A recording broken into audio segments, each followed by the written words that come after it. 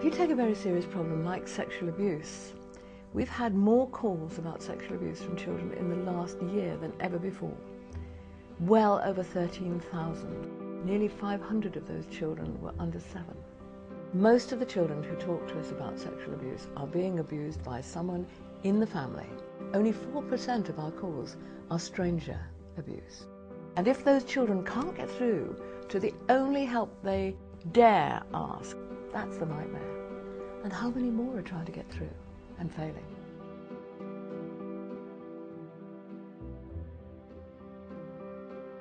When I was little, I started going dancing.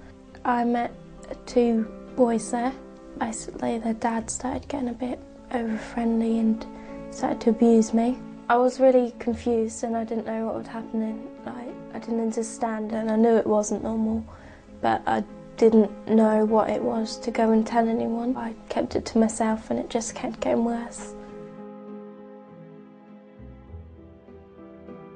When children have been sexually abused, they're often very confused about what's happened to them, and they need someone who can initially just listen. We will work at the child's pace with the child as a partner, not imposing any solutions on children until we make them safe. When it first started, I was really confused because I was only about 7 at the time. And I really did blame myself. I didn't understand why it was happening to me, and I didn't understand what he was doing or why, when he had his own children, it wasn't happening to them. It kind of made me feel like I was a favourite, but in a really strange way. Like this was a weird way to show that you like someone. It made me feel angry, really, and I didn't understand it, so I didn't say anything. And I suppose you get used to having that much attention solely on you, but it's definitely the wrong kind of attention. And you hate it, but you can't do anything about it.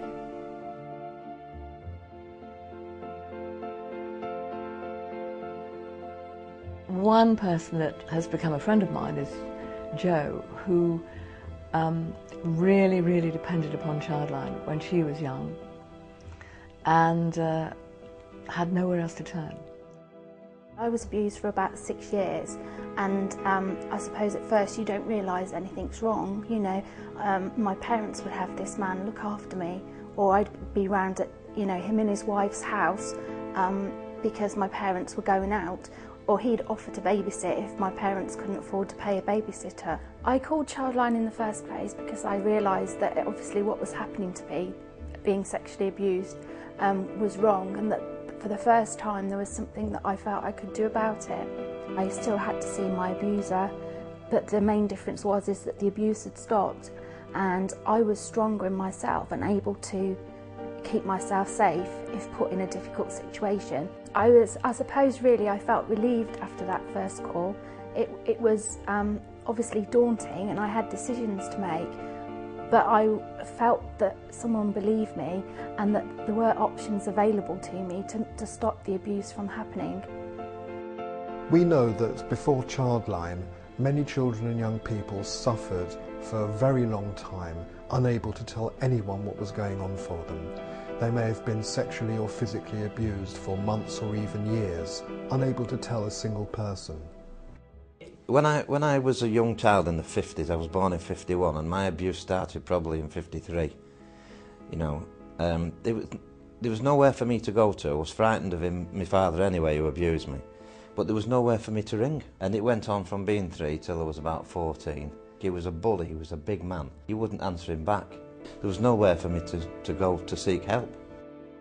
My thought was on ChildLine when it first got launched. I thought it was the best thing that had ever happened. It was such a relief to know that they were publicising help to give to young children who were being abused. And I thought, yeah, no, it's never going to go back now. It's never going to get unnoticed, the ChildLine. It's going to be here forever. ChildLine helped me because they gave me a sense of empowerment and knowing that if you want help you can get it. All you've got to do is ask for it. My advice to anyone in the same situation would be to please talk out and ring ChildLine, because it really does help and it might just stop the abuse from happening. Just don't feel scared, because people do believe you, they really do. What I hope is that if people really want to help children and want to help us provide the only lifeline for some of these children who are in such desperate need, people will feel able to donate to this appeal. We will make sure that every penny we're given is properly used, and we just rely on the public who care about children and believe in our work.